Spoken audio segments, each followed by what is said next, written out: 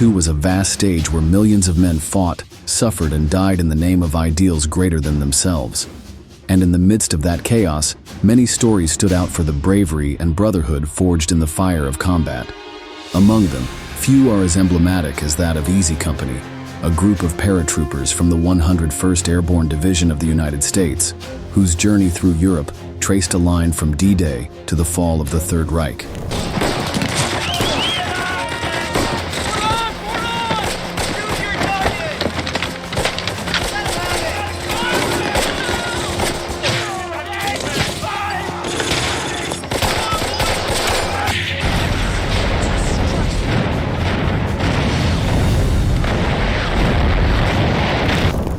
The lives of these soldiers, marked by courage and sacrifice, were immortalized in the series Band of Brothers, one of the most famous adaptations of the war. In this new military history video, we will learn the truth behind the screen, the horror and glory that Easy Company achieved after fighting in Normandy, the Netherlands, the Battle of the Bulge, and the liberation of the concentration camps. They were even the ones who participated in the capture of Hitler's hideout in the Alps. Stay with us to discover how these men faced death, pain, and built unbreakable bonds that marked their lives forever.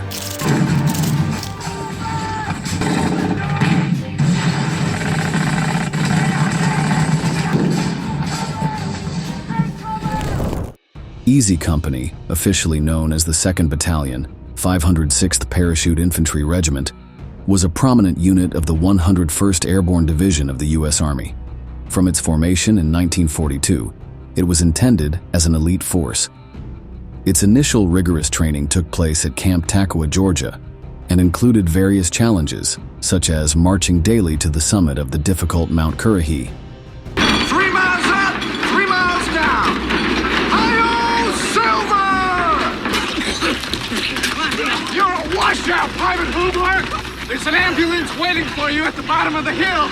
It can all be over right now. No more pain, no more Currahee, no more Captain Sobel. Despite the tensions that arose between the soldiers and Captain Herbert Sobel, the tough training that this demanding man led contributed to forging the physical and mental resilience that characterized the company. Finally, in addition to the intense training, another of the unit's particularities was the camaraderie developed by its members, often described as a brotherhood. This made them a group capable of facing the most challenging scenarios of World War II, starting with the Allied raid on Normandy.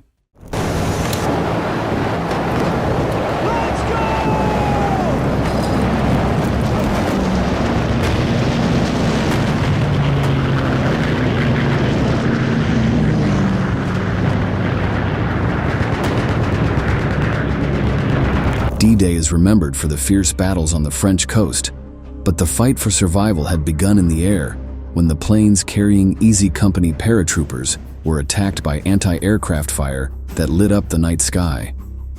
After a chaotic jump, the unit was scattered and fragmented in the middle of a hostile land, surrounded by enemies. Despite the discouraging outlook, young Lieutenant Richard Dick Winters gathered a handful of men and prepared them for their mission. They were to take Brecourt Manor, a German position that was spitting bullets towards the American troops advancing from Utah Beach. The Nazis, entrenched among trees and ditches, defended 4 105mm cannons, protected by machine guns, mortars, and the hardened discipline of well-trained fighters. With only 12 soldiers under his command, Winters designed his attack. Brecourt Manor was a bastion. But for Easy Company, there was no such word as impossible. The paratroopers began to advance, lying on their backs, under the roar of incessant gunfire. Every meter gained was a small triumph in the midst of chaos. The tall grass and mud became both allies and enemies, covering them from German fire but making every movement difficult. The first confrontation was brutal. A rival position detected the movement and opened fire without mercy.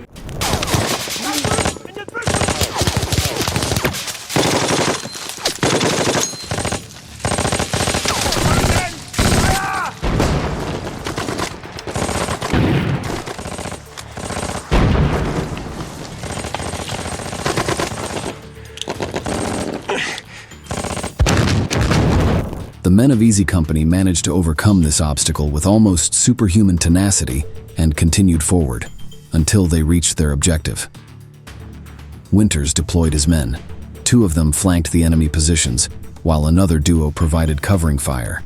The opponent was better armed and entrenched, but every shot that came from the American rifles was loaded with determination. With grenades in hand, the lieutenant led the first direct attack, and the German fortifications became a hell of bullets and screams. The Americans jumped over the trenches and engaged in hand-to-hand combat with the enemy.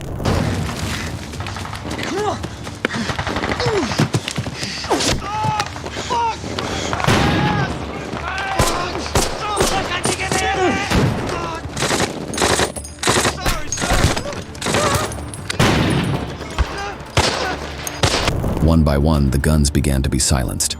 The Nazi artillery, so deadly minutes before, was rendered inoperative by the explosives the paratroopers methodically placed as they repelled the constant counterattacks.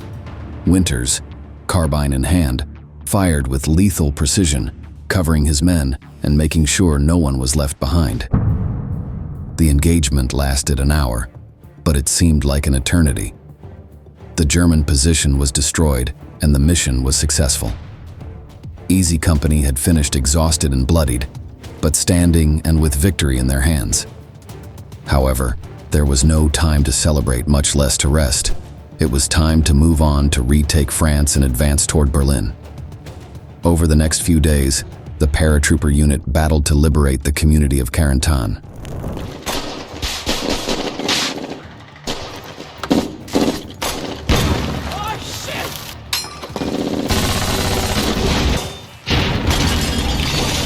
Following the success of the Normandy landings, Allied forces reached the Netherlands, the next objective on their road to liberation.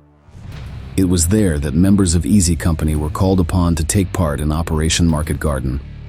This would be the largest airborne offensive in history, and the plan was to capture a series of key bridges to open a corridor into the heart of Germany. But what promised to be a glorious advance would become a grim reminder of the brutality of war.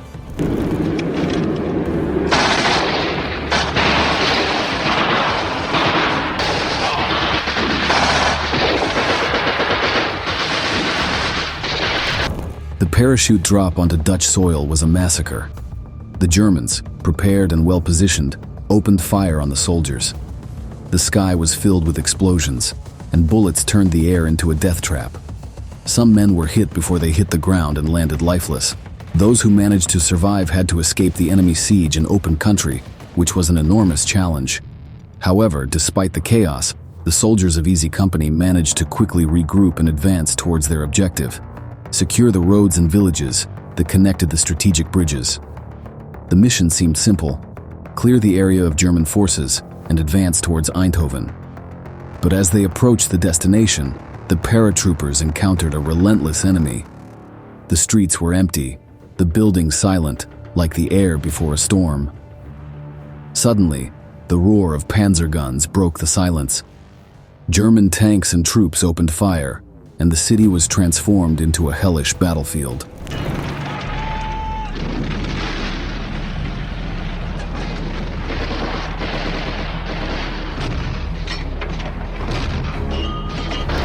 The men scattered, seeking shelter behind collapsed walls and ditches as enemy fire pounded mercilessly.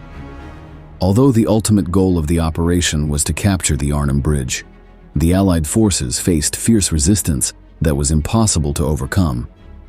The confidence gained by the successful landing in Normandy led to the powerful SS Panzer Division being underestimated, and the British troops ended up surrendering to the Nazis. Easy Company assisted several of its European allies so that they could retreat without falling into enemy hands, but this time bravery was not enough to obtain a victory. The retreat was as bitter as the combat. The soldiers, covered in mud and blood, carried their weapons and the weight of lost lives. The sacrifice had been great, but the war continued. The next mission would be the most complex for the American unit, having to overcome the moral blow and resist the harsh winter while being poorly equipped and in the middle of the last great battle of the war.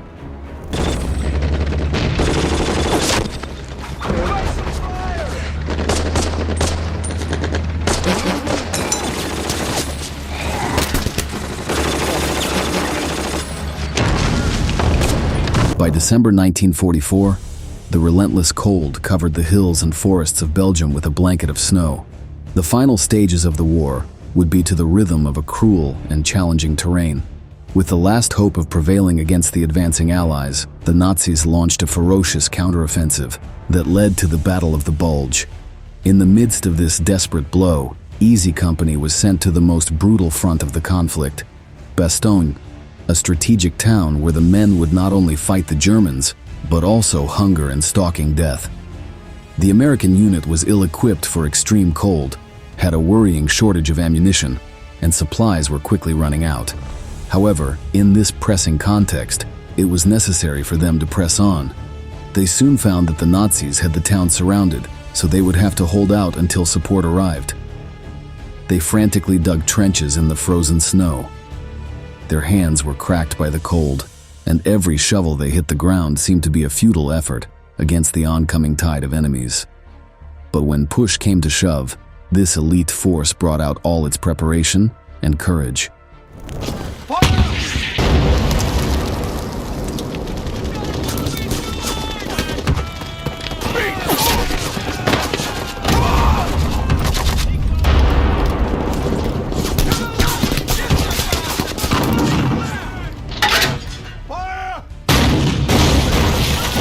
The battle began on December 19th, transforming the forest into a landscape of craters and shattered trees. American soldiers fought hand-to-hand with the Germans as the snow turned red. As the days passed, conditions became increasingly harsh. The men endured sub-zero temperatures, with no blankets or adequate shelter. Their uniforms were not designed for winter, and the cold burned their skin. Numb fingers could barely hold their rifles, and food was so scarce that small rations of chocolate and hard bread were shared as if they were treasures.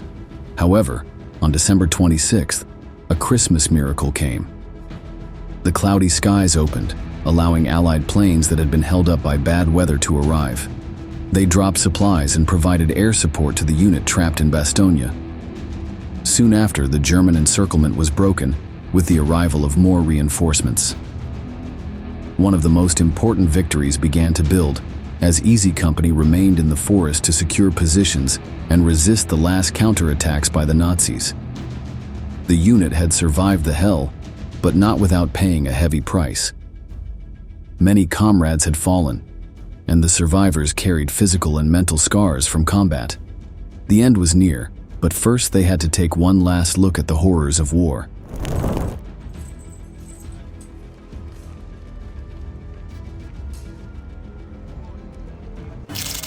After enduring the rigors of Normandy, the fury of Market Garden, and the cold of Bastogne, the unit continued its way across Germany, seeing how the Third Reich had spread terror.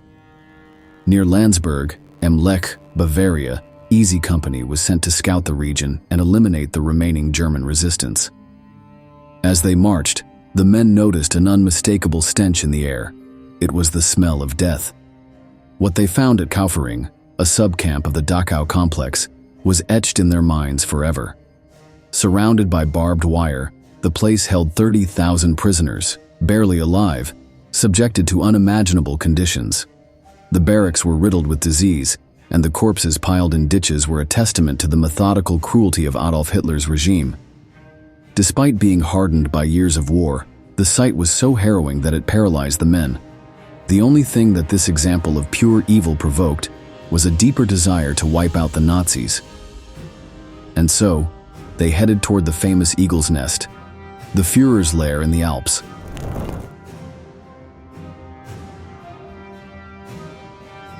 This mountain residence, built as a symbol of Nazi power, was a coveted prize for the Allied forces.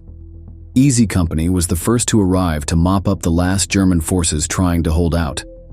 Finally, the soldiers of the Third Reich surrendered, knowing that the war was lost. The war was over, and this unit said goodbye to the conflict with a bittersweet victory, having lost 39 friends and brothers along the way. The company gradually demobilized, and the men returned home. But their legacy lived on. They witnessed one of humanity's darkest times, but with their sacrifice and bravery, they helped to brighten it again. Easy Company not only marked military history, but also left a lasting cultural impact, representing the best of the spirit of cooperation and resistance. And now, after having learned everything about them, it is time to say goodbye. Thank you very much for having accompanied us until the end. We hope to see you again in our next video.